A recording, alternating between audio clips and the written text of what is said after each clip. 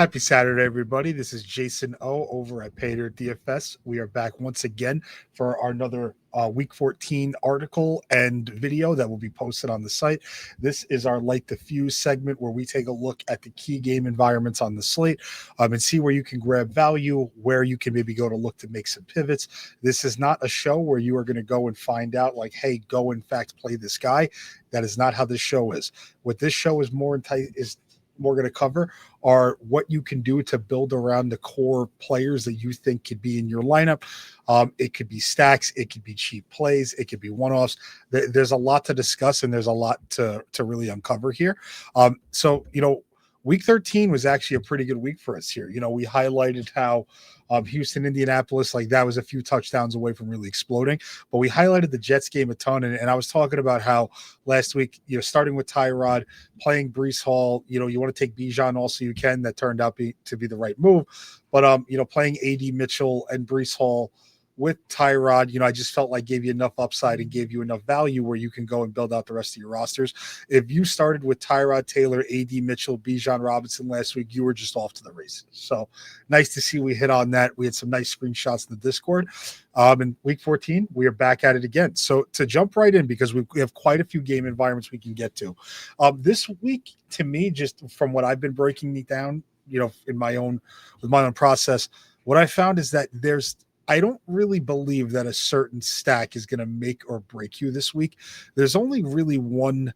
I don't even want to call it one stack because you don't know who to stack them with. But really, like with Josh Allen is like the only quarterback that I look at, and I'm like, all right, like if you happen to take two pass catchers along and you have that 5x to 6x game at a QB position, like, yeah, you may put the slate out of reach. But honestly, I just don't really see any of these stacks being that different from each other. So what we're going to do is we're going to talk through the different game environments, and we're going to talk through the pieces, how you can stack if you want to stack. But if not, we're also going to talk about how they fit into some of the core builds. So first game that I want to talk about, and again, you might want to have your buckets next to you for anything that may induce vomit. I apologize. First one I'm going to go to is the Minnesota-Washington game. So, we're getting Jane Daniels back for this contest. Minnesota is not a good team, but they've actually been a little bit of a stingy defense. I'm a notorious Brian Flores hater. Everybody in the Discord at Paydirt will tell you that. I think this guy stinks. Their defense has been always very overrated.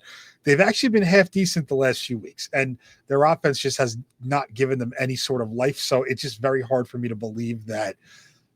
Actually, not hard for me to believe. It's hard for me to like really try to convince anybody that this defense is good just because the box scores just tell a different story. But really, they've been pretty good. Right now, their biggest deficiency in the defensive end is that they give up a lot of these like short and middle field passes. They're actually pretty stout along the sidelines. They don't really get beat too often. So I think this is a very interesting week where you can go take advantage of some of these cheap Washington players who weren't priced up after their Sunday night performance against Denver. Jane Daniels back obviously is an upgrade over Mariota. He's only 6,000, so he's relatively cheap. I don't know how much I'm going to play him just because of the opportunity cost of some other spots. But Terry McLaurin, as a part-time player last week, had 14 targets, I think he had. Yeah, 14 targets. Yeah, 14 targets against Denver. He's another week healthier, and now he finds himself against Minnesota, which is not as bad of a matchup as Denver is. Like, they're not a good matchup. But 5,200 for a guy who's going to see probably close to 10 targets, we would take that all day long. So I do think Terry McLaurin has some value here at 5,200.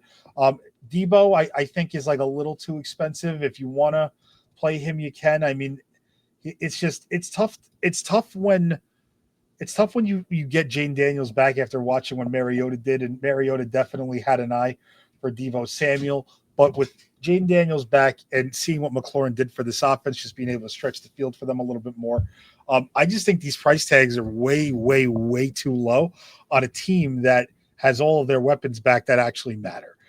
You could also go to Zach Ertz too if you wanted to. Zach Ertz at 4,500 is actually the one guy I look at and I'm like, all right, you're kind of like fully priced here. But nonetheless, 13 targets. If he goes 4 for 50 and scores a touchdown, I don't know if that's enough for 4,500, but it certainly doesn't hurt you. So for the Washington side, I think you can play a full stack. They're not my favorite, but just price considered. So when you start with, you take Jaden Daniels, you take Terry McLaurin, and you take Zach Ertz, that leaves you with 5,700 per player. So now let's put in some of the other core pieces that you're going to see around the league. Around the tournaments this week. You're going to see a lot of James Cook. You're going to see a lot of Devon Achane. You're going to see a lot of Luther Burden. Where's Luther Burden? Here, let's say you want to take a chalk pay up defense in the Broncos. Now you're left with 5,000 per spot here. You want to go down to a Devon Vele who's getting some attention. Great, 6,300. You can now go grab. You can go grab Igbuka. You can go grab T. Higgins, Jainty. You can go grab Zay Flowers. Not a bad way to really go. If you want to punt defense, even, and let's say you're like, you know what, let's go take the Falcons against the Seahawks. Clearly, that's not going to do anything good, but you never know. 5,700 left per player. You can go and get really whoever you want here. You want to go get Netchie to leverage off the AD Mitchell chalk, and then go play 6,900 Justin Jefferson as a run back. There you go. You can do that. So for the Washington side, that's what it'll look like. For the Minnesota side, J.J. McCarthy's going to pop in some optimizers this week, and I get that everybody thinks he's really bad because he is really bad. Like, objectively, he has not been a good quarterback at all. But, the game of DFS is not about predicting outcomes. It's also not about caring if a guy is good or not at the game of football. We literally do not give a shit whatsoever. Jameis Winston is a prime example of this. Good real-life quarterback up until a point. Can get you a ton of fantasy goodness when he does well. He'll also throw 30 interceptions in a season. So that's where we're at. But when you go look at, just what J.J. McCarthy does well, it's when he incorporates his legs. And at 4,700 against this Washington defense, I think there's some meat on the bone there. And also, there is something to be said for being first to the party. So that's primarily why my interest lies here. So when you're telling me J.J. McCarthy at 4,700 in a spot against this Washington defense, who has been better, but they're still not really that good. Like Justin Jefferson at 6,900. Like, we were talking about Justin Jefferson was a top 7 pick in season-long drafts this year. He's been top 3 the last 2 to 3 years. And this guy's 6,900 against the Commanders. Like, look at who this guy has played, man. Like, Seahawks, tough defense, and had Max Brosmer as a quarterback. At Green Bay, tough ask for a rookie to go into Lambeau. Against Chicago, right? Not Chicago's defense has been tightening it up. Like, they're first in turnover differential. Game against Baltimore, where the Baltimore got Lamar back. They're kind of getting some better footing, but he saw 12 targets there. He just didn't convert. There's going to become a point in time where you kind of just have to play Justin Jefferson and live with the result. I don't think it's this week, but I have to call out that 6,900 is incredibly cheap for that guy. Incredibly cheap. People are going to run and play, Jalen Waddle at 6,800, and you got a guy like Justin Jefferson there who has shown you that he can go get you 30, possibly 40. So just want to highlight that. Other call outs here. The Washington defense is okay. I have some I have some more measured thoughts on defense this week, which I don't usually do because I don't think defense really matters. This week, I kind of think it does a little bit, and I'll dive more into that in one of our other game environments. But really, if I'm attacking this game, I'm doing it one of two ways. I'm either going to grab one-offs, cheap one-offs like Terry McLaurin. I'm probably not going to play Zach Ertz as a one-off, but I would play him in a Daniel stack. I think Daniel stacks are totally fine here. The total cost of that being a little north of $15K is easily well enough to stomach when people are going to be paying, close to, 20,000 for Bengals stacks and Josh Allen stacks. So that's what I prefer. And if you want to take the Washington side, I think, Jefferson with McCarthy's totally fine, totally viable. All right. Next game we're going to go to is one of my personal favorites, New Orleans and Tampa Bay. So this game in particular to me is interesting because there's so many different factors. So number one, Tyler Shuck, they are letting this guy fucking sling the rock. He is his last 2 games, 43 attempts, 38 attempts. And now he gets a quintessential pass funnel in the Tampa Bay Buccaneers.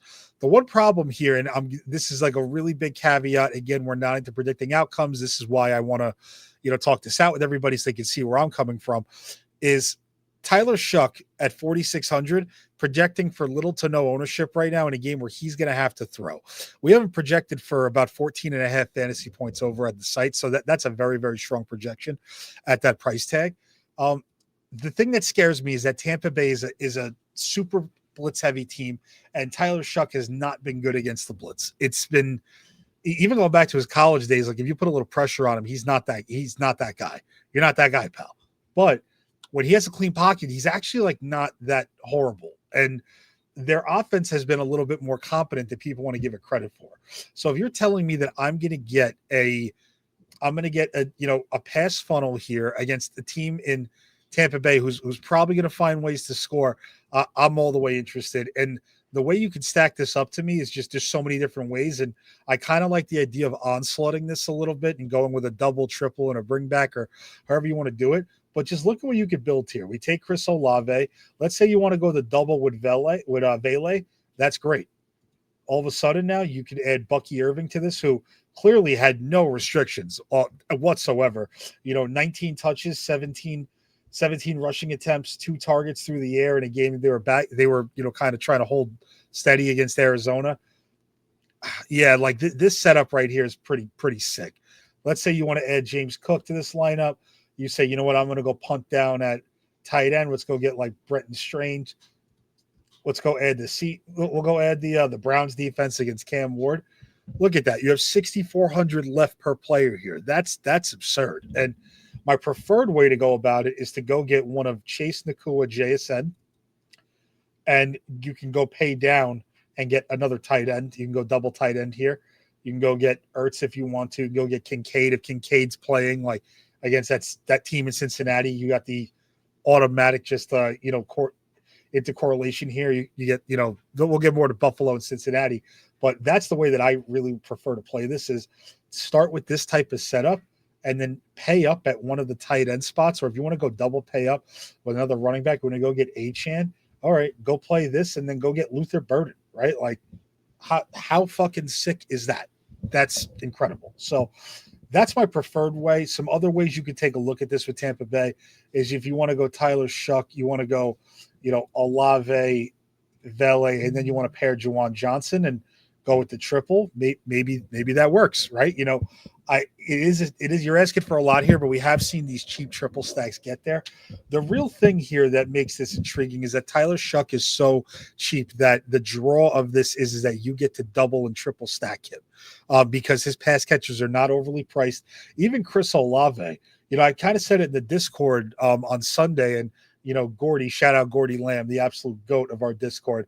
Still have to wrestle me though, you fuck. We got a wrestling match coming. I put in there like, wow, Olave just dropped his second touchdown. If Olave caught that second touchdown, it was like a 30-yard strike from Shuck. He would have been 5 for 80 and 2 at 6,500. He was 6,400 last week. Now he's 65. No brainer, right? Like I'm all about that. Devon Bailey's been getting a lot of work. He's playing a lot of snaps, 7 targets, now 8 targets. And this is arguably the best matchup he's going to see. So I love this spot for these receivers. I do worry about Tyler Shuck, unfortunately, being able to stay upright, but that's why we play the game we play. Even I think something else you can do, if you want to just take Vele Johnson, you could go play Bucky Irving. Let's go add James Cook to this. And now all of a sudden you have $5,700 left per player. Like it's just such a sharp way to go, especially because you've seen the volume already. Like, has it worked out in terms of fantasy points? No. But have you seen the volume where like this double and triple could possibly work if things break right? Absolutely. Right. So like in my personal opinion, I think New Orleans stacks are fine in all formats this week. They're cheap enough to get you all the high up spend ups you want. And even just to show you guys what I'm talking about here, let's go grab we'll go the Commanders defense against 9, our boy, right? All of a sudden, let's go take JSN. Let's go take Luther Burden. And I'm using Luther Burden because he's just a chalk, play that a lot of people are going to want to go to. Now he gives you 7,300 up here. You can go get Josh Jefferson. You want to go play Josh Jacobs and have a 3-headed running back monster lineup and take, Colts D, like, or Miami D, like, you can make something sick like that. So that's really my preferred way. From the Tampa Bay side, For the Tampa Bay side, if to me it's actually kind of just like a Bucky Irving or bust here, especially with all of their guys coming back from injury now. Mike Evans is he's not going to play, so that helps a little bit. But Godwin at 53, I'm like, I don't really love that. Egbuka, Egbuka's fine, but at 6,300, I just think I'd rather spend my money elsewhere.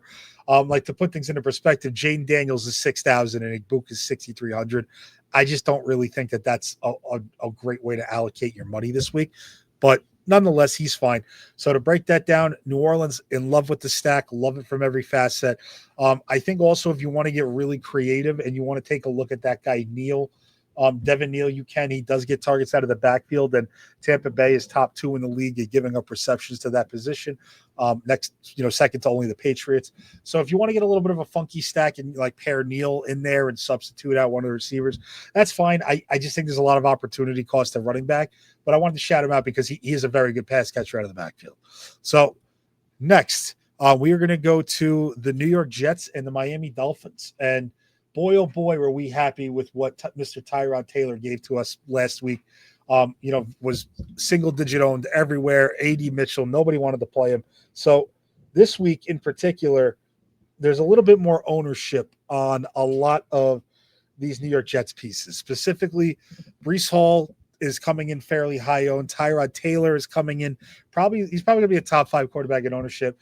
The one that's like kind of blowing my mind a little bit is A.D. Mitchell, that this guy got almost a full $1,000 price increase, and everybody is just running to the window to see how they can play this guy this week.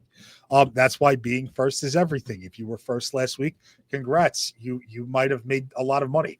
So this spot that I really like, I like it for 2 reasons. Number one, both teams' defenses, I think, are really poor at stopping what the other teams does very, very well. That's number one. Number two, I think the pricing in this game, it makes you a little queasy. And I say that because the Jets got a little bit more of a price increase. And I think that there's a very sharp way we can leverage this week. So that's why I like it. I think the pricing is a little uneasy, and some people are going to look at Tyrod and just, automatically go, okay, you know what, Tyrod, if I play Tyrod, I got to play Mitchell with him. I got to do it. And I got to go play Achane. I got to bring Achane back. So here's what I would say, because Achane got a $500 increase also. I don't believe that there's one single play in this game that if you play it by itself in a vacuum is going to kill you if you don't have it. Achane is the one guy I look at that I say you could have that game that completely destroys us, but you're also $8,800. You're also the 3rd most expensive player on the slate. So, your raw points of you getting 30, Mr. Achane, that may be good enough, but if James Cook goes for 30 also, and Bucky Irving goes for 25, like you're kind of dead. So I just want to call that out there, but there is enough value in this game to like. So let's start from the Miami side. The Miami side, there's no way in hell I'm playing Tua Tagovailoa above 5K. I'm not going to do that. But Achane, great play. Obviously, I think everybody loves Achane. Cash game staple. That's where you start. Jalen Waddle, in my opinion, I think is also a pretty good play. He feels a little expensive for the work he's gotten recently. It's funny because if you break down their offense and the percentage of the routes and targets that he runs and gets, he has one of the best roles in the entire league. But it's kind of like saying you have a very big piece of a very small pie. So I just want to call that out. I like Waddle. He's only gotten over 100 yards once this year. Tua, if you get him off his first read to his second read, absolutely stinks. Sorry, water chug break. So that's my fear, especially this game's going to be outdoors in New York. We're supposed to have some rain here this weekend. So, I don't know. Waddle's fine. I do think Darren Waller at 3,800 is very sharp if you're going to play these little 2 tight end builds. They didn't really have a ton of opportunities last week, but they do like him in the red zone. So I can foresee like a 5 for 40, 2 touchdown game, a 5 for 20, 2 touchdown game, 5 for 30 and 1. Like anything like that, I think is very in the realm. So I think Achane is my preferred play. And that's no secret. If you don't think Achane's a good play by now, you should probably just unreg all of your lineups and go do something else. Go spend time with your family. Go pet your dog. Go play with your cat if you're a cat person. But nonetheless, it's Achane. I'd probably rank it Achane, Waller, and then Waddle. I don't think I'd play Jalen Waddle as a one-off. I think Darren Waller is absolutely fine as a one-off. From the Jets side, whereas I'm going to have a lot more interest, and so does everybody else. But this goes into point number 2 here, where I think we can leverage this very easily. So, starting with Tyrod Taylor here, right? If you play him, you're already going to take Achane. Let's just put him in there for the correlation. So right now, from this standpoint, when everybody's going to be starting to build their lineups, they're going to do one thing and one thing only. They're going to click Mr. A.D. Mitchell. That's what they're going to do. If you're telling me that A.D. Mitchell is going to be, I'm seeing in a lot of places right now. Let me see.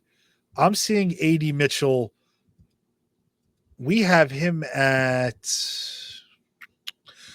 13% right now. I just saw him at 18% in another place. I just saw him at 20 in another. This right here, this is the type of receiver you don't want to play at chalk in this spot. And here's why. Miami obviously has not been a great team, but really what they've actually been okay at is they are not getting absolutely smoked by wide receivers. Wide receiver ones, in fact, whoever your main option is, they tend to shut that down very well. So they actually, I don't think they've had a wide receiver one who's even eclipsed 10 targets on them this year. That being said, though, A.D. Mitchell's only 4,600. So if you want to make the argument, 4,600 is going to see 8 to 10 targets. I think that's viable. I don't think he's a bad play. I think the way that you do leverage this is by doing this, though. Number one, I think you just simply click John Mechie instead. Reason why I say that, Miami, the way that their defense is constructed, they want to keep the ball in the middle of the field. They want to keep it out inside the hashes. They don't like deep balls on the outside. They give up a lot of the little 8-10 yard routes. They give up a lot of these like middle crossing routes. That is what John Mechie does. That's what he's been doing. He had a couple, drops against the Falcons that really made you scratch your head. But if he doesn't drop those, we're off and running to the races. Second guy here, Mr. Mason Taylor. Tight ends have been relatively successful against this Miami Dolphins defense.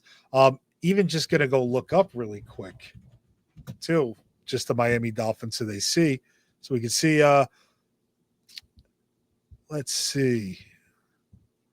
Austin Hooper had a game we had more than one catch in that game. That's pretty interesting. Let's go look and see what the Saints did. So the Saints had Devon Vele, crossing route receiver, 93 and 8 for 93 and 1. Chris Olave went 4 for 47 and 1. Juwan Johnson, 9 targets, 5 for 39.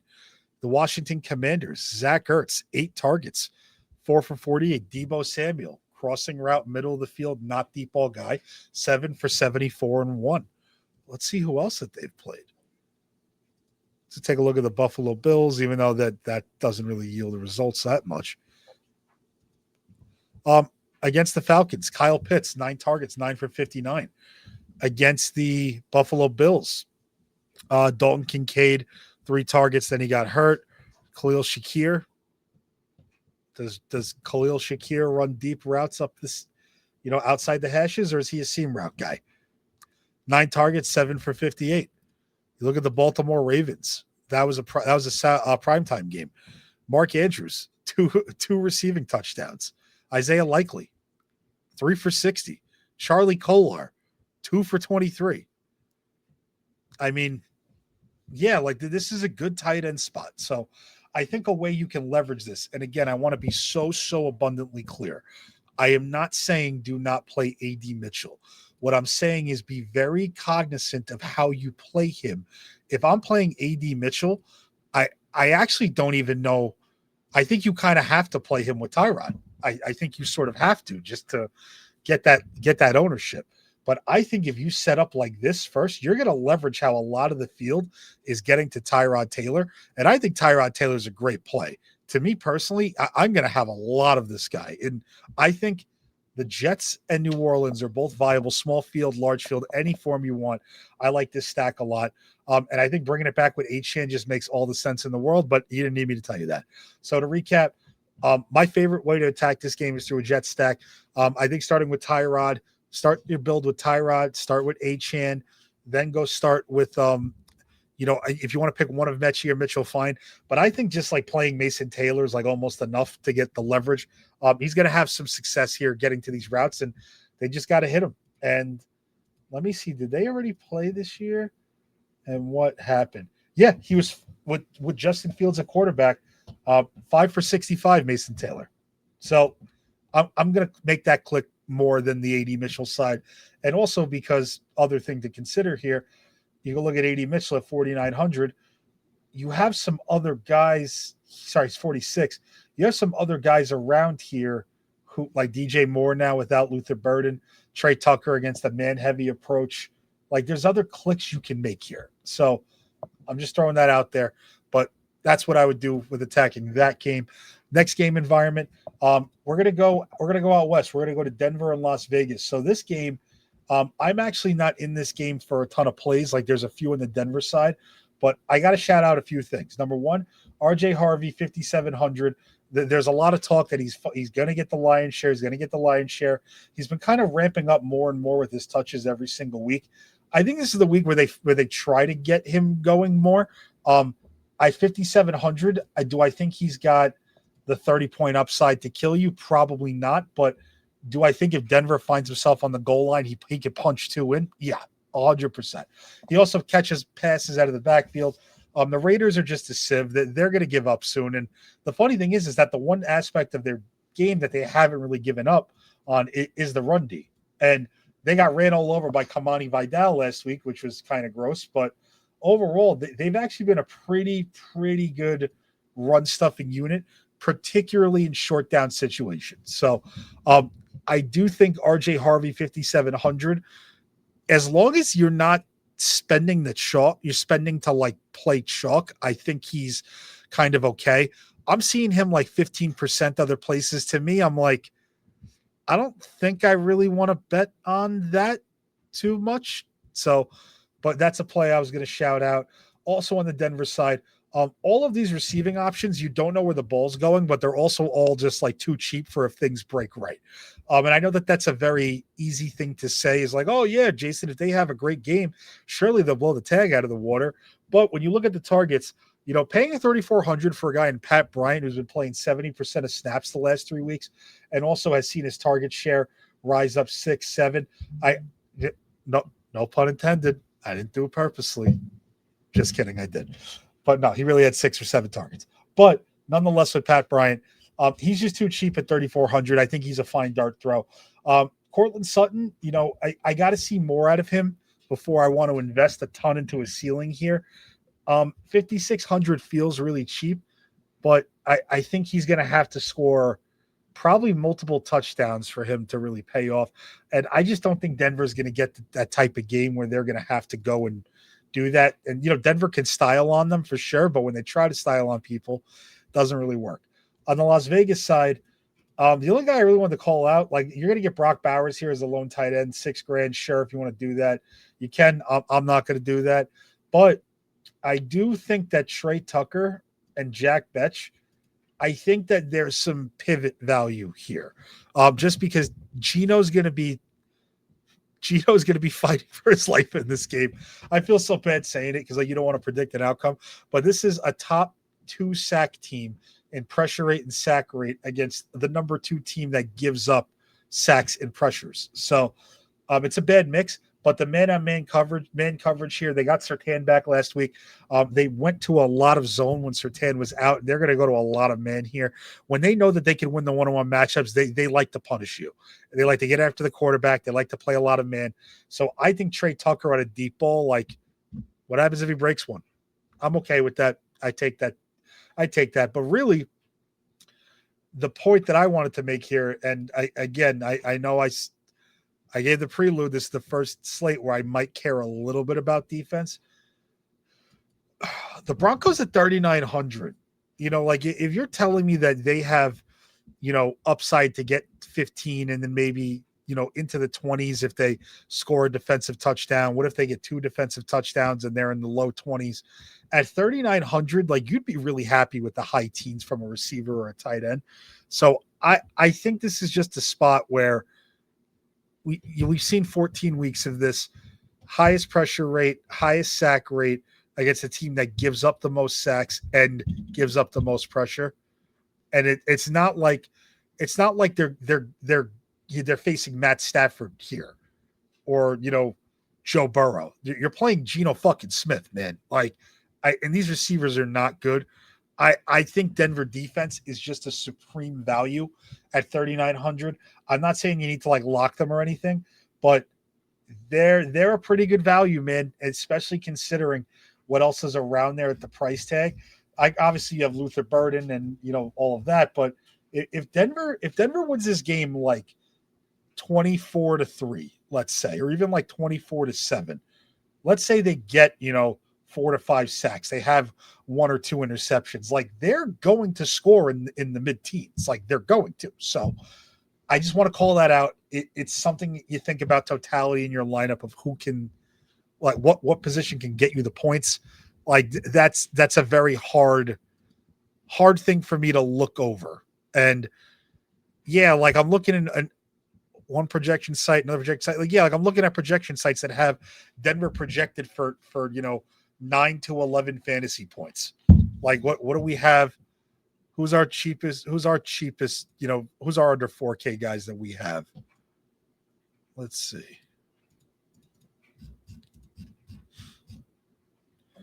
Yeah, we got Brenton Strange for 9.7.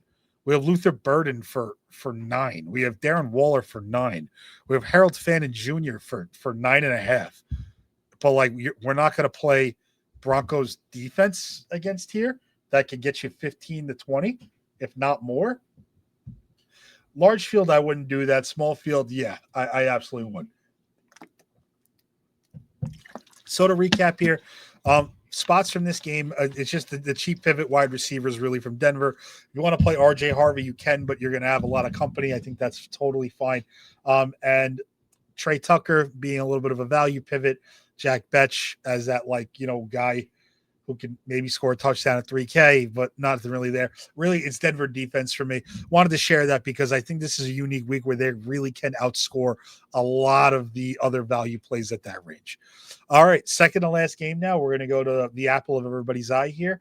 Not the apple of my eye, but the masses is Cincinnati and Buffalo. So this game is a very, very high total. We're expected to see some snow, and you're going to see people all week long talking about, oh, it's snow, you can't play in the weather. Absolutely not. It's going to slow the game down. And in a way that they're right, it is going to slow the game down, but it's actually going to slow the game down in a way that helps because as of right now, there is not a heavy wind forecast. Wind is much more important than elements in football in terms of affecting play.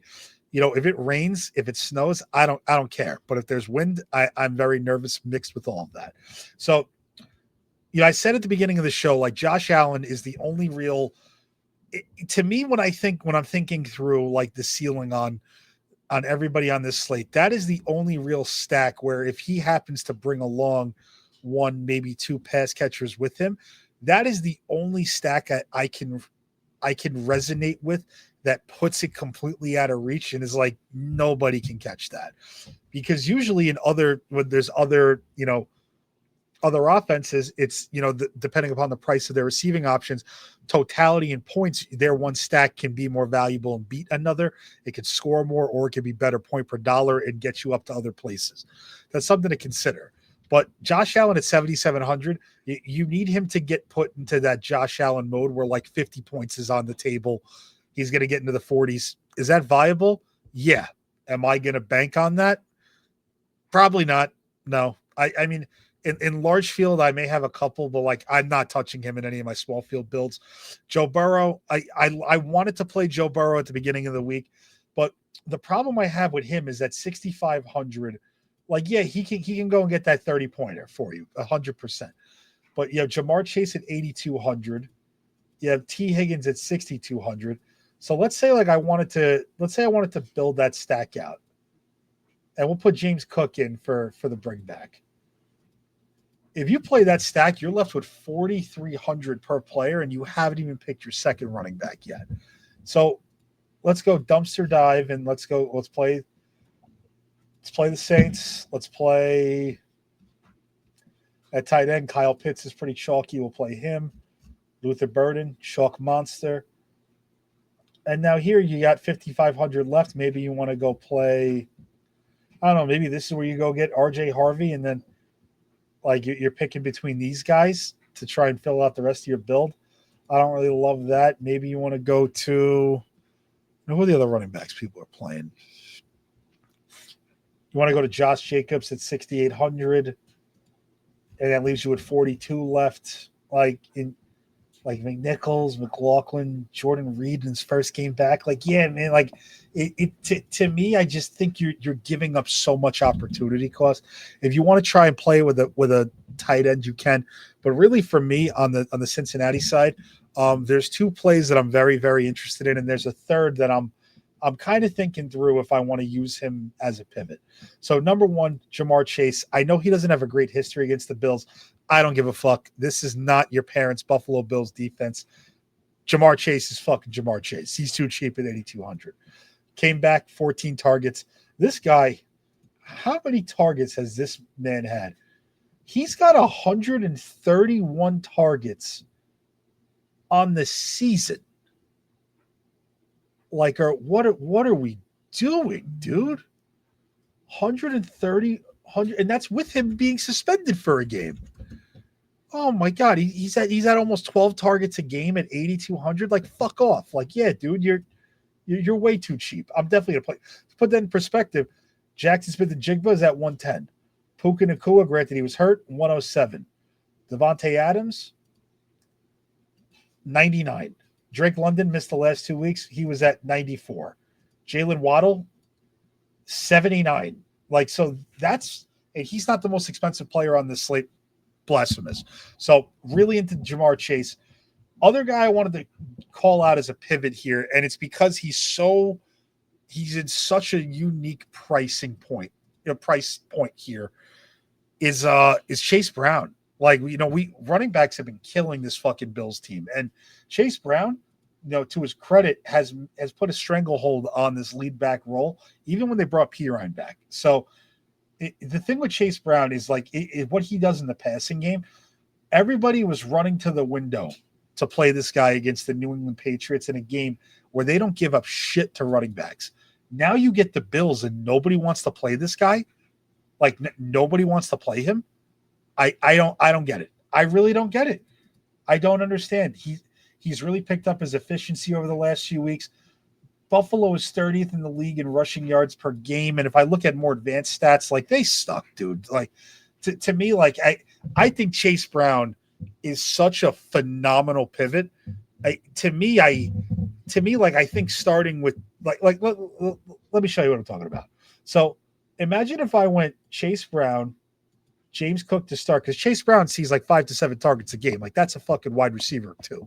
Also, you start that build, and then you want to go play the Jets. Like, you can, like, go play Tyrod Taylor, go play, even if you want to play like fucking chalk AD Mitchell, you want to bring it back with Achane? Sure, be my guest. Go play Broncos defense. Go play down here. You want to go play Mr. Colby Parkinson or cheap tight end, whoever you want to play. Let's go play Brenton Strange. Let's go get Luther Burden. And now you have 5,600, and you can go get, Michael Wilson, who everybody's going to be in love with this week, who's pretty good chalk, right? You can do worse than that.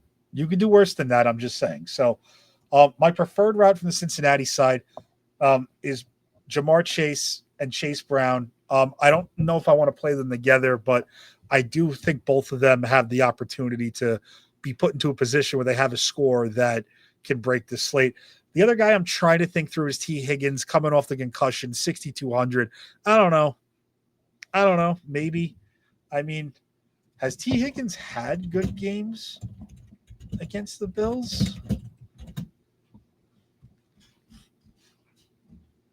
I mean, All right, let's go to Stat News and see. He had one good game, 8 for 100. That was a few years ago, and the other one was 3 for 4. Yeah, like I just don't know, right? Like 6,200. I think it's a good pivot, maybe, but I don't think you really want to go there. But that's what I would do from the Cincinnati side. From the Buffalo side now, where it's very unique, I guess you could say. I think the way that I want to get access to this team is through the positions that have really, really um, killed Cincinnati. That's the running back and the tight end. If we get Kincaid in, I think playing Kincaid and James Cook together is very, very viable. I don't think I want to play like the Knox and Hawes roulette if Kincaid is out. But I do think James Cook, like in every small field build I have, I can't imagine like I get off this guy. His floor is just really, really low. And the one thing that you know that they're going to do, they don't want Josh Allen to have to, play superhero football unless he has to play superhero football. I there was like half of that game against Pittsburgh where they were down a little bit and they were still giving this guy all the work. So if you're going to tell me he's going to see 25 plus touches here in a spot where they know when they kill people on the ground that they can give him the rock, like I I personally am all about that.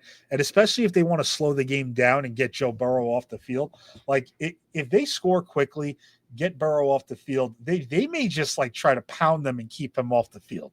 They like to slow the game down a lot, Buffalo, as far as explosive as their offense can be. That's not what they want to do. So to me personally, James Cook, he's about $1,000 too cheap here, in my opinion. Kincaid into all these wide receivers can fuck off. I'm not touching any of them. Shakir is the one guy that I looked at and said, like, maybe I'll give you a look. But honestly, I'm all good. I don't need to do that this week.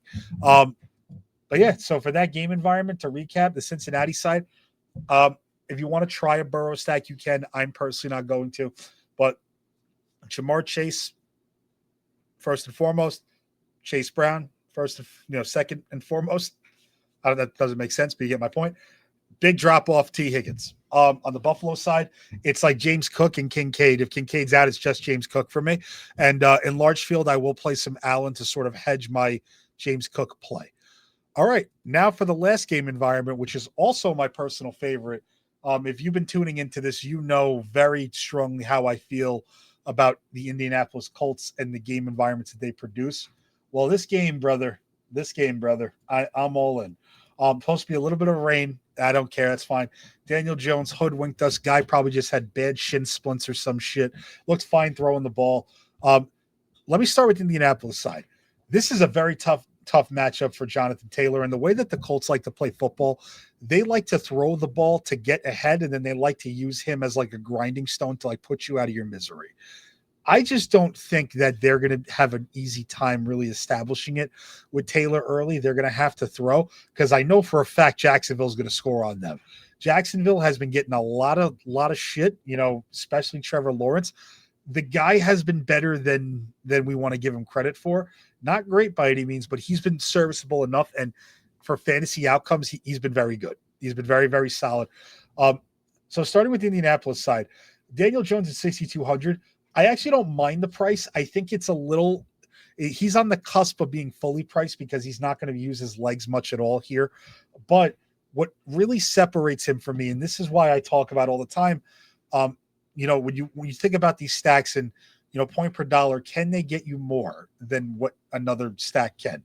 So if I can go get Daniel Jones for 6,200, I can go play Pittman and Pierce here. Oh, that's down. Sorry. And Pierce, you're talking about, 10-5. You're talking about 16-7.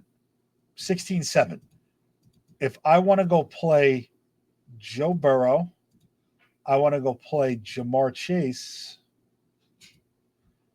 and I want to go play T. Higgins, you're talking 12-7. Yeah, you're talking about $21,000, right? For a 3-man stack and a spot that's probably going to have to throw just as much. So that's just some perspective I want to give you. So with that said, this Jacksonville team, they're elite at stopping the run. They're like top 3 to 5 in most run metrics. They are very stout. Can Jonathan Taylor punch 2 in on the goal line and kill you? Sure. Right? Like that can happen. Can he do it 3 times? Fuck, we've seen that too. He definitely can. Jonathan Taylor can kill you. But I do think that with this game being in Jacksonville, this sets up very nicely for this Colts passing game. And conversely, to what, how should I say this? Jacksonville is not good at stopping what the Colts do well in the passing game. And also vice versa, the Colts are not great at stopping what Jacksonville does well in the passing game. So here, like Josh Downs at 50, sorry, not Josh Downs, he's 4,400, but like that's totally viable too, Josh Downs. But when you're telling me I can go get like Alec Pierce, big deep ball threat, big A. air yards, shout out Tribe, dude loves the air yards, just ask him. But you could start with him and Pittman. You could start him and Warren. And even let's just say you want to go Warren and like make it a little cheaper. Look what you could do here. Go grab James Cook. Go grab Bucky Irving. You can go Browns defense. You want to pick on, Cam Ward, sure. In small field builds, if you want to go double tight end, you get the natural bring back with Brenton Strange. Go play Luther Burden or, Vele Sills. We'll do Vele for this. You have 7,600. You can go get somebody else, right? Like that's the way that I would maybe consider playing this. What if you say to me, you know what, Jason, I think I really want to play Pittman also because wide receiver is a little funky. I don't want to, I don't want to take up a good spot with somebody else. So let's do that then. We can go play Michael Pittman. You can go play Michael Wilson because Michael Wilson is going to be absolute chalk. Go play Brenton Strange now. Let's take the defense down and let's go get, I don't know, want to go play the Steelers against the corpse of Lamar Jackson. Get you Quinshaw Junkins. Love that. You want to do an over game stack with ETN? I don't recommend that, but you can. You want to go play Buka? Totally fine. Now, what if you also tell me, you know what, Jason? I think what I really want to do is I want to use Tyler Warren again, but then you say, I really just want to fill this in with like the rest of chalk. Like I feel good being different enough here. Well, that's no problem.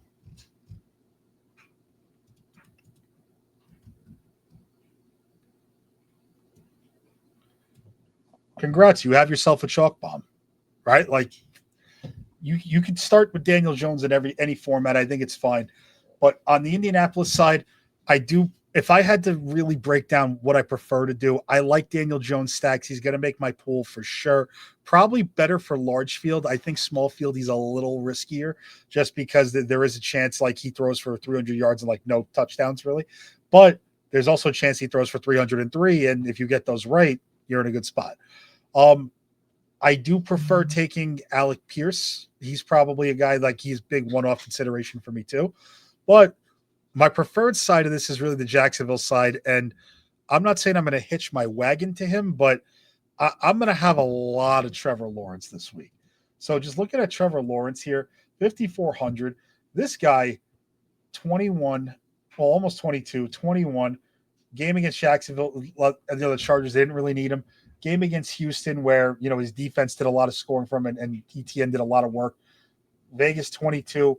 He, at 5,400, if you told me like at his floor game, if it's a competitive game script, his floor game at 5,400 is like 16 to 18, like that's his floor. We would all sign up for that. In this spot against Indianapolis, I say this every week. They are a bend but don't break defense. They are not built to try and get after you a ton. They want you to make a mistake somewhere along your drive. Now you take out the fact that Sauce Gardner is now out. They were playing a lot of man-to-man when they got Sauce Gardner. Now that he's out, I think they're going to revert back to this cover 3 shell. So to me personally, I'm going to start a lot of my small field builds like this. Trevor Lawrence, Brenton Strange. That to me, like that's like a nut setup start. And then in large field, what I'm going to do is I'm probably going to cycle through Thomas and Myers, one with Myers, one with Thomas, and try to figure that out.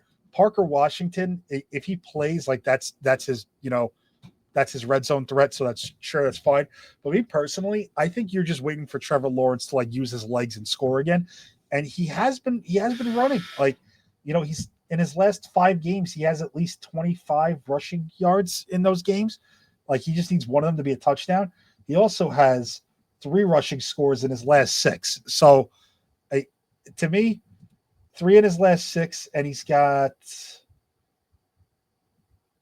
5 on the year too through 13 games, right? So definitely in the realm of possibilities, especially if they're in a competitive script and maybe he needs to run to like go get that first down. Maybe they're on the goal line and they want to punch it in, right? Like I think Trevor Lawrence just has just all the upside here.